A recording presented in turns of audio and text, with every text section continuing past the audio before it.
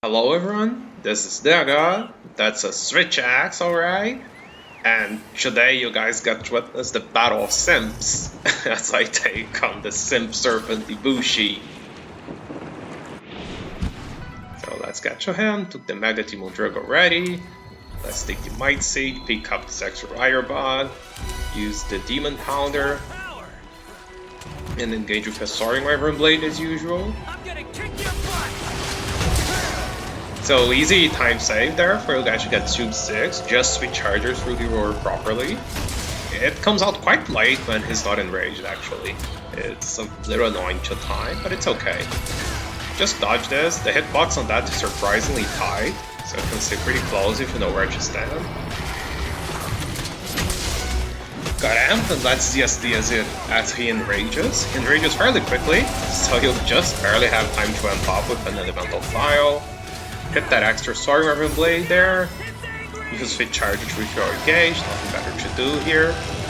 And let's go to this one rock. I like the position of this one to deal with this attack of his, because this is the place where the rocks tend to stay at kind of the same level, so it's easier to aim at them.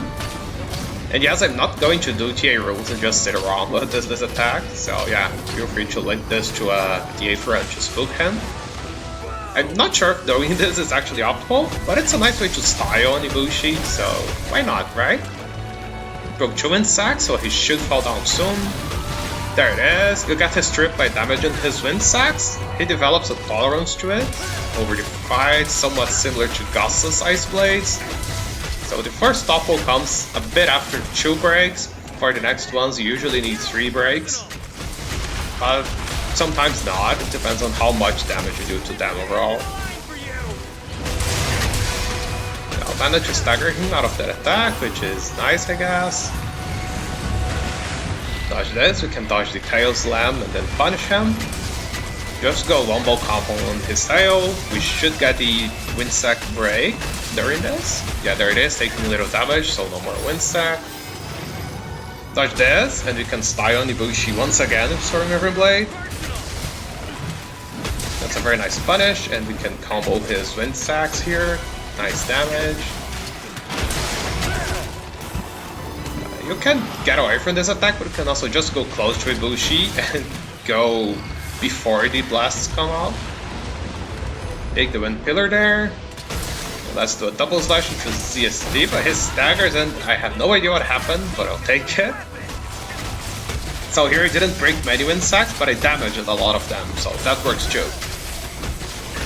Combo hit a bit, and finishing with ZSD as he gets up to the air. Testing his back's fairly safe. And he enraged and stunned with the rower there, which is a bit annoying, but it's fine. When he enrages, he usually do the rock move, so I just ignore him and go towards the nuke button here.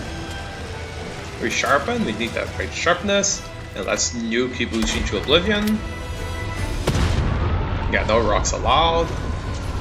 Rebuff, and let's go after him. If he has claws or the wind sac, that's the same hit zone value as they had.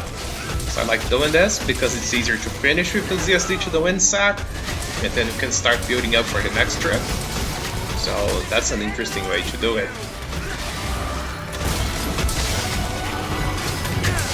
Dodge that, hit a bit. Dodge this. I was kind of bad with the positioning, dodging his tail attacks here. You can punish these with the ZSD if you end up facing the right way after you dodge, which I didn't. But that's a tip for you guys. So again, the spinning laser attack. I tried to ZSD his arm, I missed, but I can just keep going with the explosion, no problem there. Here comes the pulse slam, so let's dodge it. I tried to style, but I got interrupted by the wind pillar. Okay, we can do a soaring improvised play there, no problem.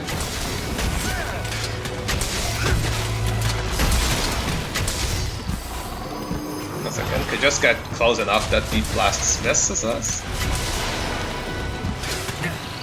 And dodge the tail slam and go boom with the tail. Just like before, this is a very easy punish. If the tails are already broken, then you can take the wind pillar and go hit his forelegs. Dodge this and let's style once again. It's a very nice punish, again, very nice position after the Sword Armor Blade. Topple, so let's go after his head. Or the arms were too, but since I was almost under him, going to the head was easier. Couple him and do ZSD as he gets up. Yeah, he's going to do the rock move again and you're here. Woo, scary. Yeah, this Forever Blade was pretty bad timing there, but it's okay. Here we just go for the Ballista. The Dragonator doesn't do a lot of damage and it's pretty far away, so I'm not sure it's worth going for that. The Dragonator also won't knock him out of this attack, it will just deal damage, unlike the nuke which drips him. So let's tie it once again with this overlay here. And go and Gaboon on his back. And damage those vent sacs.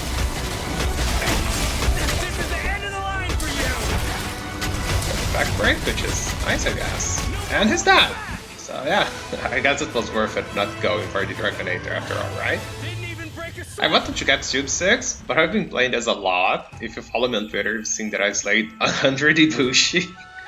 Finally enough, the counter was at about 20 before the event, so there's that. But I also want to run Charge Blade on him, maybe. So I'll take this 6-minute run. For the armor set, I'm not running Dragonheart. I noticed that Dragonheart was just a tad stronger than this set, but then you have to deal with lowering your HP and keeping it low. Sometimes you hit these bigger wasps, and the Ibushi's attacks tend to have that wind that blasts you all over the place. Even when ZSDing him, if you get hit by those wind attacks, you just go flying. So that's a lot of time wasted to trigger Dragonheart.